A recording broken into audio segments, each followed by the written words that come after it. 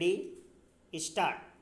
An FIR of the alleged incident was lodged on 22/12/2009 at police station Karnal City, registered as FIR number 905 against the respondents herein under sections 148, 149, 323, 324, 307, 302 and 506 of the IPC, and the police began the investigation.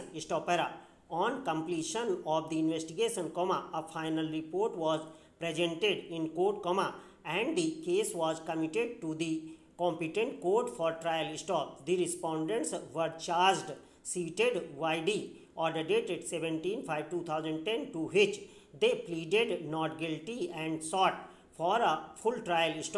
After the appraisal of evidence, the trial judge found the case of the prosecution to be doubtful, which ultimately resulted in the acquittal of all the respondent accused. YD, order dated 18/10/2011, in its reasoning for acquitting the respondents herein, the trial court in its findings held that none of the eyewitnesses were able to support the case of the prosecution.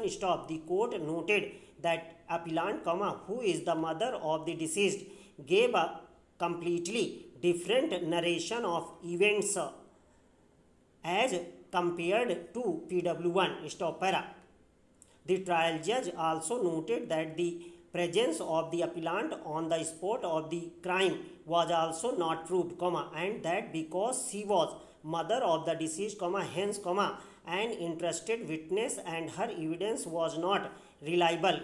It was also observed that as per the forensic science laboratory report, no blood was present on the weapons recovered except for traces of blood on one lathi, and even that could not be linked with the blood of the deceased. In case where a reversal of acquittal is sought, the courts must keep in mind that the presumption of innocence in favor of the accused, one grounds of it surviving the rigors of a full trial, is strengthened and stands fortified.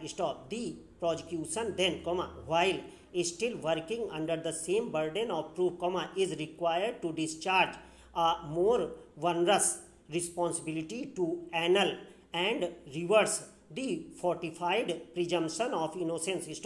This fortification of the presumption of innocence has been held in a catena of judgments by this court. Further, in the case of Suman Chandra versus Central Bureau of Investigation, wherein the acquittal of the accused was challenged, this court held that while exercising its powers to reverse an acquittal, the order of the trial court must not only be erroneous, but also perverse and unreasonable. The relevant paragraph of the judgment is being extracted herein, para. Uncode, it is well settled law that reversal of acquittal is permissible only if the view of the trial court is not only erroneous but also unreasonable and perverse. In our considered opinion, the view taken by the trial court was a possible view, which was neither perverse nor unreasonable, and in the facts and circumstances of the present case, ought not to have been reversed or interfered with by the High Court.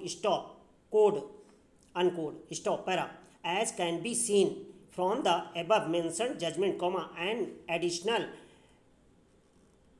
layer of protection is granted to an accused in cases where the accused already enjoys an acquittal. We are in agreement with the decision of this court. From a perusal of the judgment of the High Trial Court, it can be seen that no perversity has been committed by the trial court while reaching its conclusion.